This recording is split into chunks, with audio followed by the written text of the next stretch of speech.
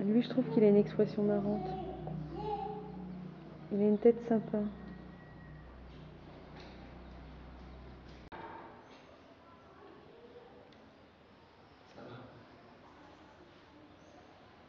On y va? Ok. Donc on s'en va. Cannelle, on s'en va? Cannelle, on met les chaussures?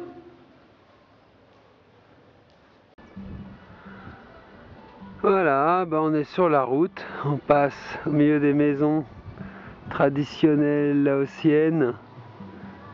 On se redirige vers Muang Sing et on est à la recherche de visages pour faire des portraits.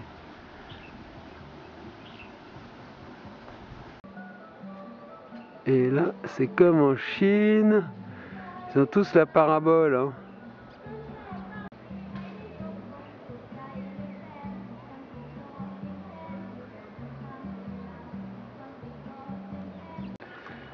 Ben voilà, on est à 5 km de Muang Sing. On va se rentrer tranquillement à pied.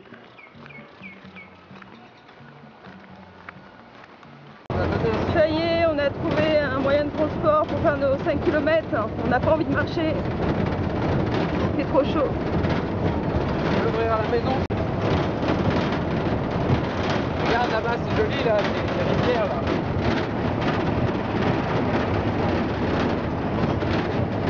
Non, ferme l'écran parce qu'il n'y a plus de chute.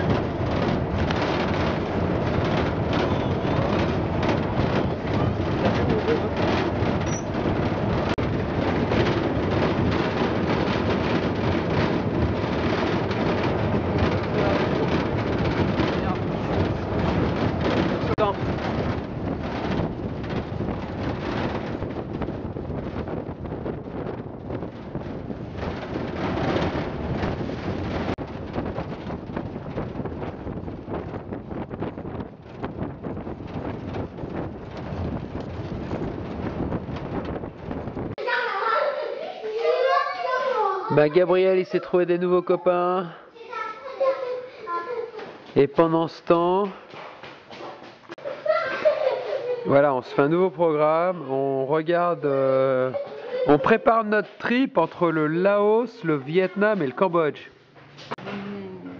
Parce qu'en fait, on s'est aperçu que le premier plan qu'on voulait faire, ça nous menait sur les plages à Nha Trang, en pleine saison des pluies.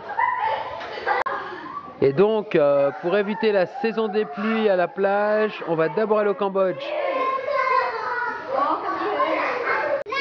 Et donc, on est en train de se décider à traverser tout le Laos, du nord au sud, pour passer d'abord au Cambodge, avant de finir au Vietnam, ce qui nous fera partir de Hanoï avec un billet d'avion un peu plus cher pour Nouméa.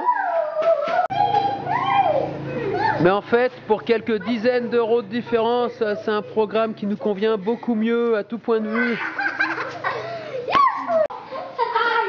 Donc l'idée, ça serait d'obtenir une extension d'une quinzaine de jours pour le Laos, pour pouvoir le traverser du nord au sud. Alors que nous, on était prêts à faire que le nord du Laos et à passer tout de suite au Vietnam. Et puis donc ensuite, on irait passer un mois au Cambodge, juste pour Angkor Wat, ça va. Et puis enfin, on remonterait le Vietnam du sud au nord et on partirait de Hanoï, la capitale, au nord. Et pour ce qui est du festival, eh ben on s'est planté, quoi. Les informations qu'on nous a données étaient toutes mauvaises. Le festival, il n'a pas lieu pour la pleine lune d'octobre, mais pleine lune de novembre. Donc le festival à Muang Sing, on va le zapper complètement. On commence à se prendre la tête avec tous les gens dans tous les restaurants. Ça, c'est le dernier restaurant où on est les bienvenus, où on mange bien, où on se fout pas de notre gueule. On y mange un barbecue là tous les soirs. Je vous ferai voir ça plus tard. Les autres, ils ont été sympas le premier jour, ils ont été sympas le deuxième jour et ils se foutent de nous, mais alors énorme le troisième jour. Et du coup, bah, c'est fini, on vient plus que dans ce restaurant-là, on zappe les autres. Hein, mon bébé? Alors, ça c'est tout simplement la meilleure adresse de Muang Sing pour le restaurant qui fait un super barbecue et pour l'hôtel. Le barbecue, ça se passe ici, c'est génial. On fait griller notre viande, bouillir nos pâtes et nos légumes. On vous fera voir ça ce soir quand on va remanger notre barbecue. Et les chambres, c'est de l'autre côté. Les chambres, elles sont super mignonnes. Ça, c'est la propriétaire, d'origine indienne. Ah, donc on est passé à l'ombre d'un arbre où il y a plus de fraîcheur que de l'autre côté sous les tôles. Et les chambres sont juste là. Pour 15 francs la nuit, 2 €, vous avez une petite chambre dans une belle maison en bois avec salle de bain, grand lit, moustiquaire, etc. Et tout ça avec de l'espace pour les enfants. Voilà, demain c'est la pleine lune, on attendait le festival. Il n'y a pas de festival. C'est pas grave, on va quand même manger notre barbecue dans ce fameux restaurant. Et on a presque un coucher de soleil.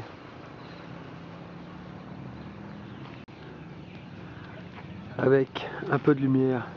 C'est plus joli que n'importe quel soir en Chine durant 4 mois.